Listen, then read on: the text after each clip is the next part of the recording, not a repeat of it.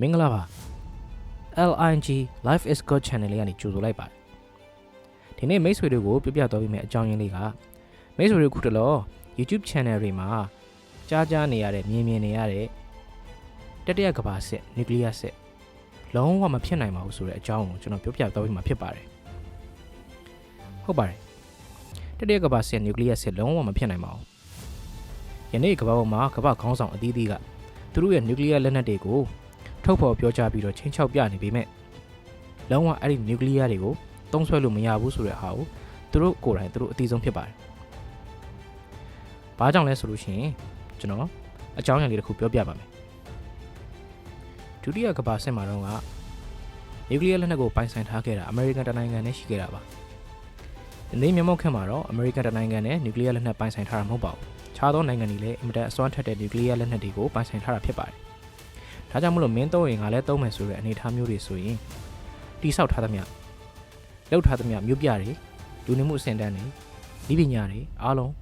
မျက်စိတမိတ်တွေမှာပျက်စီးသွားမှာဖြစ်ပါတယ်ဘလောက်မိုက်ရဲတယ်ပဲပြောမျက်စိတမိတ်တွေမှာအကုန်အမှုန့်ဖြစ်သွားမယ့်ကိစ္စကိုတော့ဘယ်သူမှမစွန့်စားရဲပါဘူးလူသားမျိုးနွယ်တစ်ခုလုံးအရှုံးနဲ့ပဲအဆုံးသတ်သွားမယ့်ကိစ္စမျိုးကိုဘယ်နိုင်ငံကောင်းဆောင်မှလောင်ကြီးမထည့်ရဲပါဘူး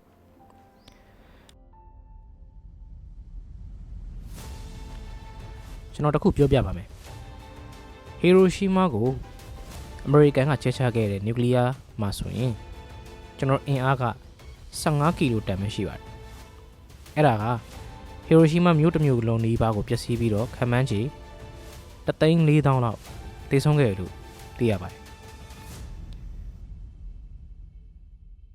အခုခေတ်နျူကလ িয়ার အများဆုံးအသုံးပြုထားတဲ့အဆင့်က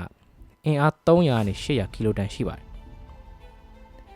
အဲ့တော့15ကီလိုတန်နဲ့300နဲ့800ကီလိုတန်ဆိုလို့ရှိရင်အစ20နဲ့အစ50ပိုပြင်းတယ်ဆိုတော့အတိတ်ပဲမျိုးဖြစ်ပါတယ်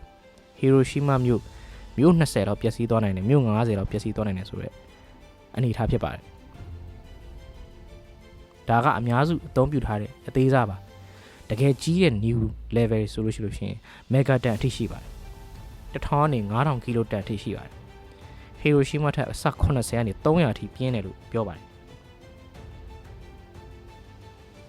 ဒါကြောင့်မလို့တကယ်တမ်းနျူကလ িয়ার ဖြစ်သွားပြီဆိုလို့ရှိရင်ကျင်းသေးပေါက်ကဘာချက်ချင်းကိုကြောက်ခစ်ကိုပြန်အောင်တော့မှဖြစ်ပါတယ်ဒါကြောင့်နျူကလ িয়ার စစ်ဆိုတာလူသားတွေရဲ့အဆုံးသတ်ဆိုတာကိုအာဏာရှိသူတွေကအပြည့်အဝသိမြင်ပြီးသားဖြစ်ပါတယ်ဒါကြောင့်မလို့ဒီလိုမျိုးတတိယကမ္ဘာစစ်နျူကလ িয়ার စစ်မဖြစ်ဘူးလို့ပြောတာပါသို့တော်လည်းယနေ့ခေတ်မှာနျူကလ িয়ার စစ်မဟုတ်တဲ့စစ်ပွဲတွေကတော့ဖြစ်နေတာဖြစ်ပါတယ်နျူကလ িয়ার မဟုတ်တဲ့စီးပွားရေးစစ်တွေစိုက်ဘာသတင်းအချက်လက်စစ်တွေစိုက်ဝါစစ်တွေပရောက်စီဝါတွေဟာအခုကျွန်တော်တို့ဒီ social media တွေထွန်းကားလာတဲ့အချိန်မှသာအကြောင်းအရာပေါင်းများစွာနဲ့ကျွန်တော်တို့သိရှိရပြီမဲ့လွန်ခဲ့သောနှစ်ပေါင်းများစွာတည်းကဒုတိယကမ္ဘာစစ်ပြီးလို့တိတ်မချခင်မှာတည်းကစတင်နေခဲ့တဲ့စစ်တွေဖြစ်ပါတယ်အဲဒီနောက်ကျွန်တော်ကြောက်စရာကောင်းတဲ့အချက်တစ်ခုပြောပြပါဦးမယ်အခုအင်အားကြီးနိုင်ငံတွေတိုးတက်တဲ့နိုင်ငံတွေဟာဒီအာကာသထဲမှာလူတွေနေထိုင်လို့ရတဲ့ဂျိုတွေကိုရှာဖွေနေတယ်လေ့လာနေတယ်သူတွေကလုပ်နေတယ်ဆိုတာအကောင်းတော့မဟုတ်ပါဘူးသူတို့ရှာဖွေတွေ့ရှိလို့လူသားတွေတကယ်အခြေချနေထိုင်လောက်တဲ့အနေအထားတွေရှိလာမယ်ဆိုလို့ရှိရင်တကယ်လည်းအခြေချနေထိုင်နေပြီ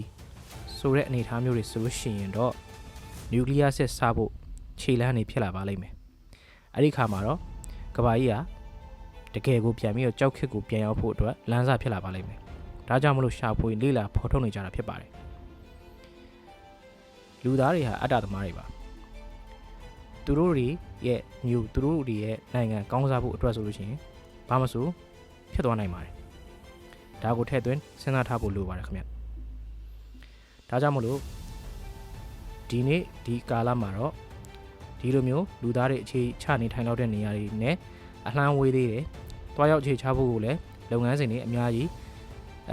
ဤပညာတွေအများကြီးလိုအပ်သေးတဲ့အတွက်လက်ရှိအနေထားမှာတော့အားလုံးကကမ္ဘာမြေကြီးပေါ်မှာပဲနေရတာဖြစ်တဲ့အတွက်နျူကလ িয়ার စစ်စဖို့ဆိုတာမဖြစ်နိုင်ပါဘူးဒါကိုပြောကြားလိုချင်ဖြစ်ပါတယ်ခင်ဗျဒါပေမဲ့စီးပွားရေးစစ်ပွဲတွေ political စစ်ပွဲတွေနောက်ပြီး proxy war တွေဒါတွေကတော့နေ့စဉ်နဲ့အမျှဖြစ်နေပါတယ်နောက်ပြီးတော့နေ့စဉ်နဲ့အမျှတိုးပွားနေပါတယ်ဆိုတာကိုပြောကြားရင်းနဲ့ကျွန်တော်ရဲ့ဒီနေ့ဗီဒီယိုလေးကို ညီကုန်းချုပ်လိုက်ရပါတယ်ခင်ဗျကျွန်တော်ရဲ့ဗီဒီယိုလေးကိုကြိုက်နှစ်သက်တယ်ဆိုလို့ရှိရင် like and subscribe လေးလုပ်ပြီးတော့အားပေးလို့ရပါတယ်ခင်ဗျကျေးဇူးအများကြီးတင်ပါတယ်